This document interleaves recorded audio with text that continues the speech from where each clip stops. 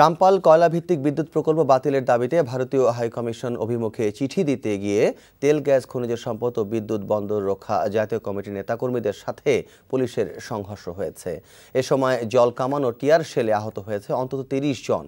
পূর্ব ঘোষণা অনুযায়ী সকালে জাতীয় প্রেস ক্লাবের সামনে সমবেত হয় তেল গ্যাস খনিজ সম্পদ ও বিদ্যুৎ বন্দর রক্ষা জাতীয় কমিটি। সেখানে সংক্ষিপ্ত সমাবেশ শেষে ভারতীয় হাইকমিশন অভিমুখে মিছিল নিয়ে বের হন নেতাকর্মীরা। বিভিন্ন সড়ক প্রদক্ষিণ শেষে মালিবাগ রেলগেটের কাছে পুলিশ মিছিলটির গতিরোধ করে। এক পর্যায়ে মিছিলকারীরা ব্যারিকেড ভেঙে সামনে এগিয়ে যেতে চাইলে সংঘর্ষ বাঁধে। পুলিশ মিছিলকারীদের ছত্রভঙ্গ করতে লাঠিচার্জ, জলকামান এবং টিয়ার শেল ছোড়ে। মিছিলকারীরাও পাল্টা ইটপাটকেল নিক্ষেপ করে। পুরো এলাকা ছড়িয়ে পড়ে সংঘর্ষ। পুলিশের লাঠিচার্জ ও টিয়ার শেলে ৩০ নেতাকর্মী আহত হয়েছেন দাবি করে সংগঠনের পক্ষ থেকে ঘটনার নিন্দা জানানো হয়েছে।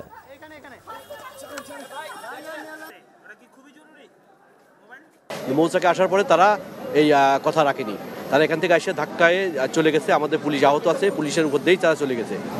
এখানে চলে যাওয়ার পরে যখন গেছে আমাদের সাথে আমরা চেষ্টা করছি তাদেরকে নিবৃত্ত করার, যখন পাইনি তখন আমরা প্রথমে পানির ব্যবহার করছি, তারপরে গ্যাস ব্যবহার করছি, করে তাদেরকে ডিসপাস করার চেষ্টা করছি।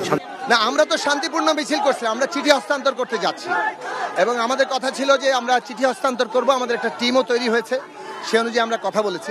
কিন্তু আমরা এখানে মালিবাগ এই যে রেলগেট, রেল ক্রসিং এর কাছাকাছি আসার আগে কোনো রকম ইয়েও হচ্ছিল না, পুলিশের সাথে কোনো রকম আমাদের ধাক্কাধাক্কি হচ্ছে।